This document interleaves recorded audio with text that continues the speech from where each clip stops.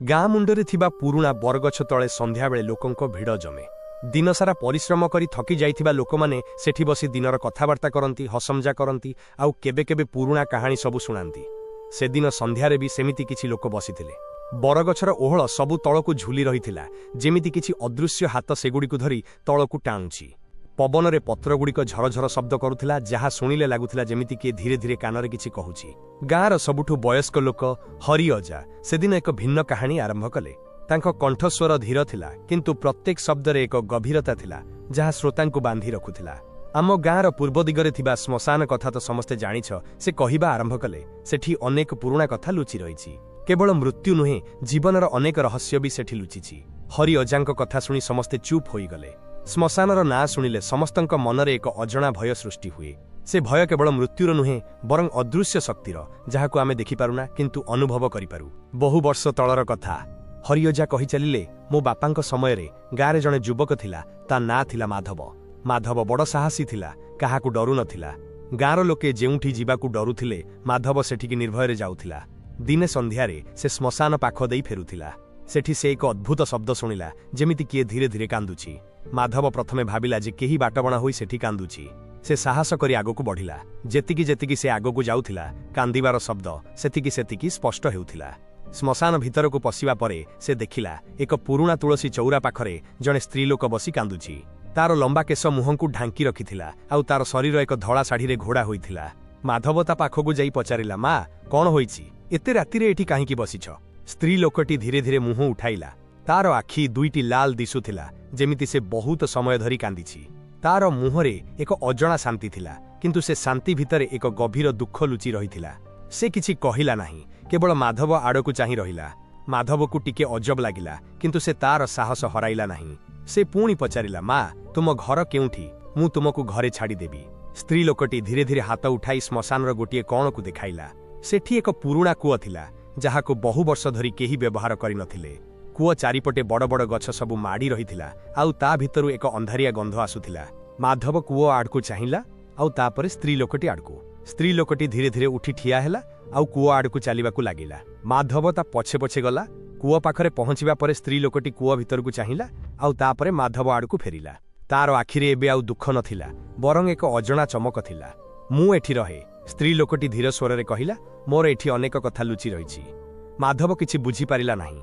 ସେ ସ୍ତ୍ରୀ ଲୋକଟିକୁ ପୁଣି ପଚାରିଲା, କିନ୍ତୁ ତୁମେ କିଏ, ଆଉ କାହିଁକି ଏଠି ରହୁଛ?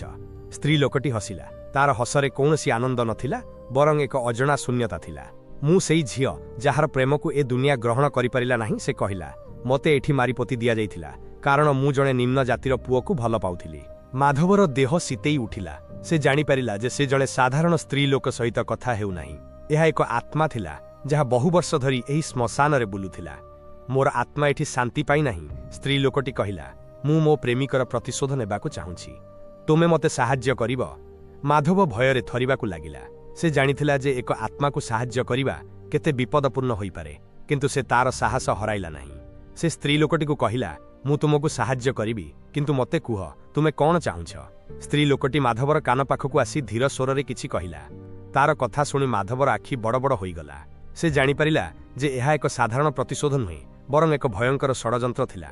ହରି ଅଜାଙ୍କ କାହାଣୀ ଶୁଣି ସମସ୍ତେ ଚୁପ୍ ହୋଇ ବସିଥିଲେ। ସେମାନଙ୍କ ମନରେ ଏକ ଅଜଣା ଭୟ ସୃଷ୍ଟି ହେଉଥିଲା।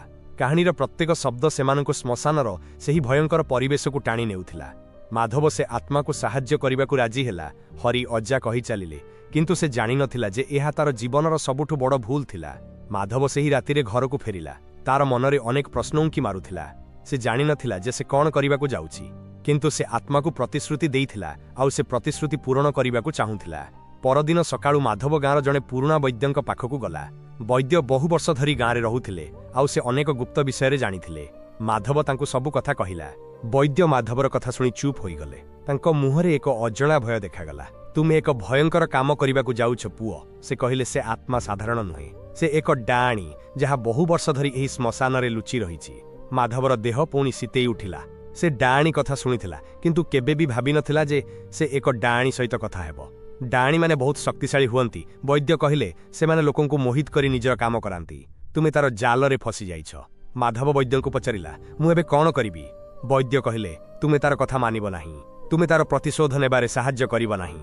जदि तुमे तार कथा मानिब तेबे तुमर जीवन नष्ट होइजिब। माधव वैद्यंक कथा शुणी चिंतारे पड़गला। से जानी नथिला जे से कौन करिब। से एक पटे आत्मा को प्रतिश्रुति देइथिला आउ अन्य पटे वैद्य ताकू चेतावनी देउथिले। सेही रातिरे माधव सोई पारिला नाही। तार मनरे अनेक चिंता घुरी बुलुथिला। से जानी नथिला जे से कौन करिबा। से शेषरे स्थिर कला जे से वैद्यंक कथा मानिब। से डाणीर कौनसी कामरे साहाय्य करिब नाही। परदिन संध्यारे माधव पुणी श्मशान को गला। से डाणी को देखिला। डाणी ताकू देखि हसिला। तार हसरे एक अजणा भय थिला। तुमे मते साहाय्य करिबाकू आसिछ नाही कि?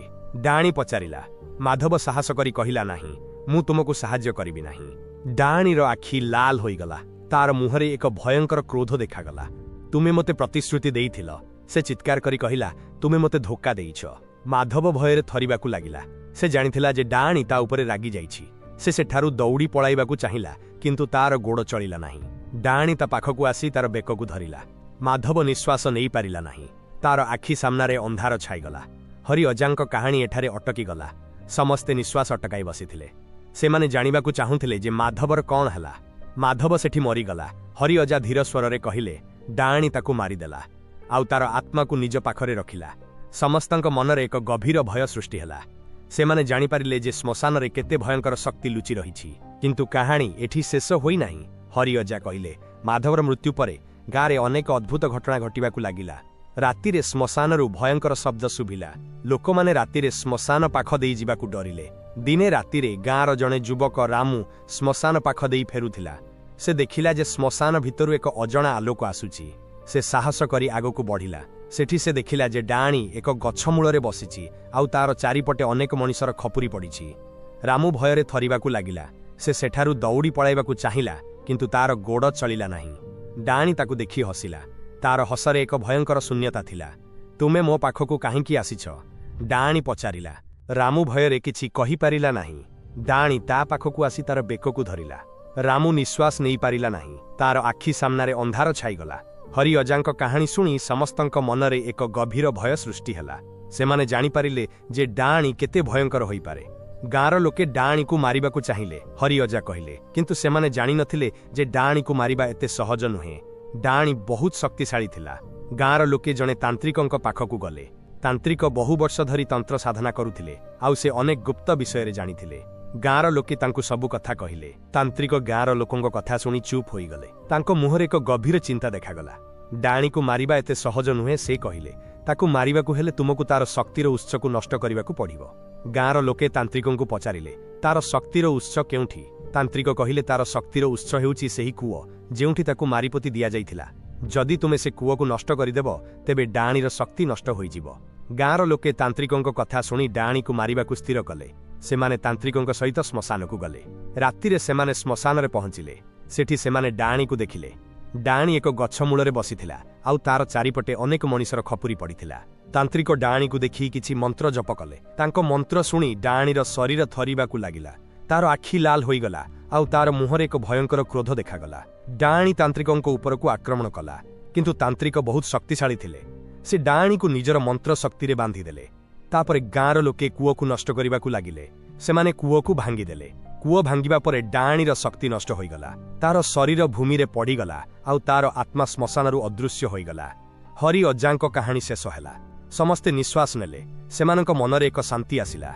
सेमाने जानि पारिले जे डाणीर शक्ति नष्ट होई जाइछि आउ गाँ एबे सुरक्षित। किंतु कहानी एठी सतरे शेष होई नाही। हरि अजा हसिले, कारण से डाणीर आत्मा एबे भी श्मशान रे बुलुछि। से तार प्रतिशोध नेबाकू चाहुछि। समस्तंक मनरे पुणी भय सृष्टि हैला। सेमाने जानि पारिले जे डाणीर आत्मा एबे भी सेमानंक पछरे पड़िछि। आउ सबुठु भयंकर कथा कौन जानिछ? हरि अजा कहिले, से डाणीर आत्मा एबे मो भितरे अछि। हरि अजांक कथा शुणी समस्ते भयरे चित्कार करी उठिले। सेमाने देखिले जे हरि अजांक आखि लाल होई जाइछि आउ तांको मुहरे एक भयंकर हस देखा जाउछि। समस्ते सेठारु दौड़ी पळाइले। सेमाने जानि पारिले जे हरि अजा एबे आउ हरि अजा नाहांती, बरं से डाणीर आत्मा तांको शरीर रे प्रवेश करिछि। सेही रातिरे गाँरे एक भयंकर घटना घटिला। हरि अजांक घरु भयंकर शब्द शुभिला। परदिन सकाळु लोकमाने देखिले जे हरि अजांक घर पोड़ी पाउंस होई जाइछि आउ सेठी केही नाहांती। गाँर लोके जानि पारिले जे डाणीर आत्मा हरि अजांक शरीर रे प्रवेश करी निजर प्रतिशोध नेइछि। सेही दिनठारु श्मशानरु आउ कौनसी भयंकर शब्द शुभिला नाही। किंतु गाँर लोकंक मनरे एक गभीर भय रहिगला। ସେମାନେ ଜାଣିପାରିଲେ ଯେ ଅଦୃଶ୍ୟ ଶକ୍ତି କେତେ ଭୟଙ୍କର ହୋଇପାରେ ଆଉ ତାକୁ କେବେ ବି ହାଲୁକା ଭାବରେ ନେବା ଉଚିତ ନୁହେଁ। ସେହି ଦିନଠାରୁ ଗାଁର ଲୋକେ ଶ୍ମଶାନ ପାଖ ଦେଇ ଯିବାକୁ ଡରିଲେ। ସେମାନେ ଜାଣିଥିଲେ ଯେ ସେଠି ଏବେ ବି କିଛି ଅଦୃଶ୍ୟ ଶକ୍ତି ଲୁଚି ରହିଛି ଯାହା କେବେ ବି ଶାନ୍ତି ପାଇନାହିଁ ଆଉ ସେ ଶକ୍ତି କେବେ ବି କାହାକୁ ଛାଡ଼ିବ ନାହିଁ। ଏହି କାହାଣୀ ଆଜି ବି ଗାଁର ଲୋକଙ୍କ ମନରେ ଏକ ଭୟ ସୃଷ୍ଟି କରେ। ସେମାନେ ଜାଣିଛନ୍ତି ଯେ ଅଦୃଶ୍ୟର ପଦଚିହ୍ନ କେବେ ବି ଲିଭିଯାଏ ନାହିଁ। ସେଗୁଡ଼ିକ ସବୁବେଳେ ଆମ ଚାରିପଟେ ଥାଏ ଆଉ ସେମାନେ କେବେ ବି ଆମକୁ ଛାଡ଼ି ଯାଆନ୍ତି ନାହିଁ। ଏହି କାହାଣୀ କେବଳ ଏକ କାହାଣୀ ନୁହେଁ, ଏହା ଏକ ଚେତାବନୀ। ଏହା ଆମକୁ ଶିଖାଏ ଯେ ପ୍ରକୃତିର ନିୟମକୁ କେବେ ବି ଭାଙ୍ଗିବା ଉଚିତ ନୁହେଁ। ଯଦି ଆମେ ଭାଙ୍ଗିବା ତେବେ ତାର ପରିଣାମ ଭୟଙ୍କର ହୋଇପାରେ ଆଉ ସେ ପରିଣାମକୁ ଆମେ କେବେ ବି ଭୁଲି ପାରିବା ନାହିଁ। ଶ୍ମଶାନର ସେହି ପୁରୁଣା ବରଗଛ ଆଜି ବି ସେଠି ଠିଆ ହୋଇଛି। ତାର ଓହଳ ସବୁ ତଳକୁ ଝୁଲି ରହିଛି, ଯେମିତି କିଛି ଅଦୃଶ୍ୟ ହାତ ସେଗୁଡ଼ିକୁ ଧରି ତଳକୁ ଟାଣୁଛି। ପବନରେ ପତ୍ରଗୁଡ଼ିକ ଝରଝର ଶବ୍ଦ କରୁଛି, ଯାହା ଶୁଣିଲେ ଲାଗୁଛି ଯେମିତି କିଏ ଧୀରେ ଧୀରେ କାନରେ କିଛି କହୁଛି।